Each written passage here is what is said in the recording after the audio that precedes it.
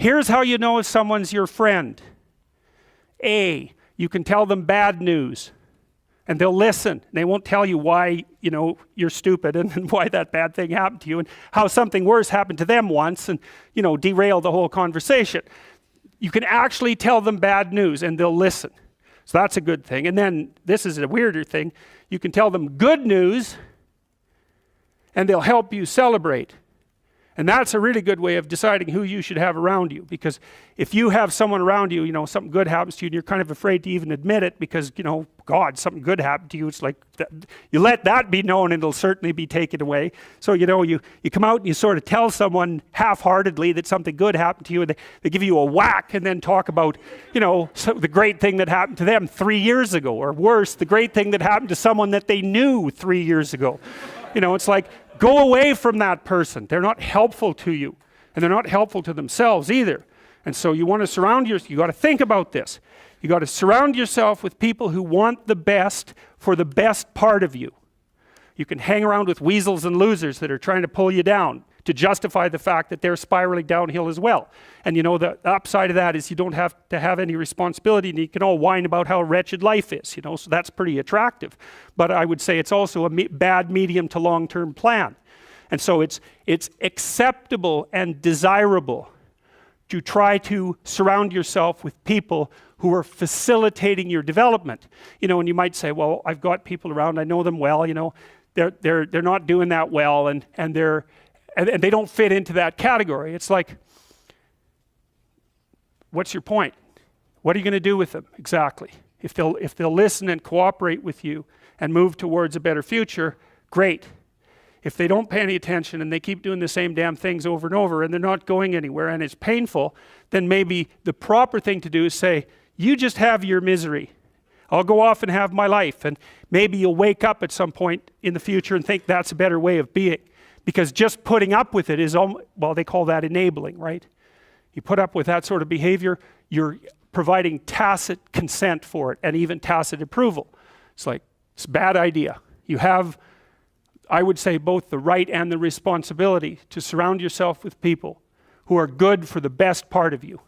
And that's not the same as, I don't have to elaborate on that. You can figure out what that means. Skills, that's another thing you can do if you want to increase your probability of success. Every time you have an opportunity to take an opportunity that would provide you with a new skill, do it, right?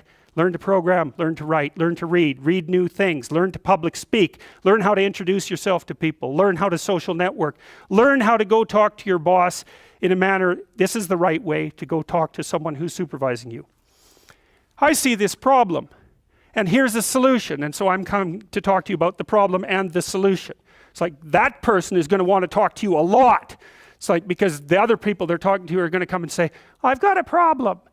Can you do something about it? It's like they don't want to do something about it. They already got 50 things to do, So if you're the person who constantly brings forth a problem, even if they're accurate problems, is why are they going to want to have you around? You're just another problem. Don't be a problem for the people who want to give you money. That's a good rule of thumb, man. If someone wants to give you money, then help them do that. And if they want to give you status and success, then help them do that, right? And you do that in part by bringing them solutions, and partly you do that by developing your skills. And so if things aren't going very well for you, this is also a good way of evaluating an opportunity. Should you take an opportunity? Well, here's the rule.